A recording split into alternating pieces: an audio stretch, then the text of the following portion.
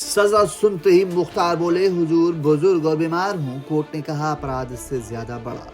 MP MLA court Varanasi ने 9 महीने बाद ही मुख्तार अंसारी को दूसरी बार उम्र कैद की सजा सुनाई है। पहले अवधेश राय हत्याकांड में सजा सुनाई गई थी और अब गाजीपुर के फर्जी शस्त्र लाइसेंस मामले में उम्र कैद की सजा सुनाई गई है। गाजीपुर के 33 वर्ष 3 महीने और 9 दिन पुराने फर्जी शस्त्र लाइसेंस मामले में बुधवार को दोषी माफिया मुख्तार अंसारी का वीडियो कॉन्फ्रेंसिंग के जरिए कोर्ट में पेश किया गया। एमपी एमएलए कोर्ट वाराणसी ने विशेष न्यायाधीश अवनीश गौतम की अदालत ने जैसे ही सजा सुनाई, मुख्तार अंसारी गिड़गिड़ाने लगा और बांदा जेल में सिर पकड़कर बैठ गया।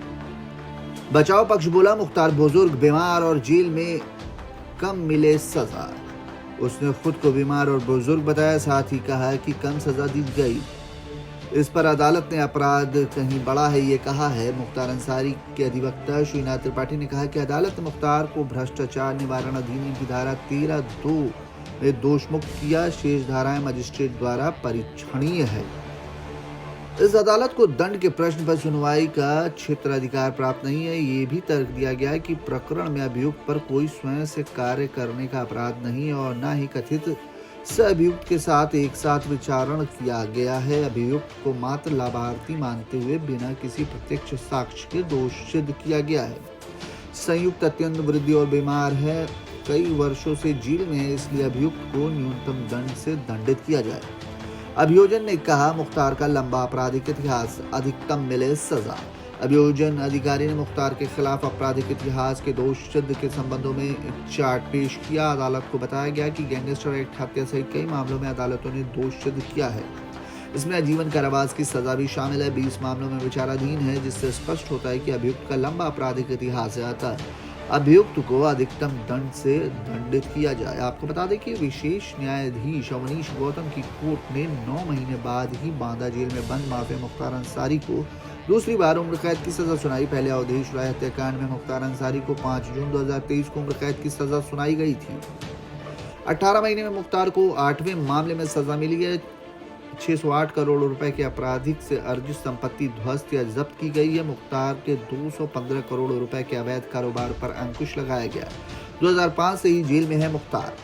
माफिया मुख्तार अंसारी 25 अक्टूबर 2005 से जेल की सलाखों के पीछे। इस तरह से वो 18 वर्ष 4 माह से ज्यादा समय से जेल में ही निरुद्ध है।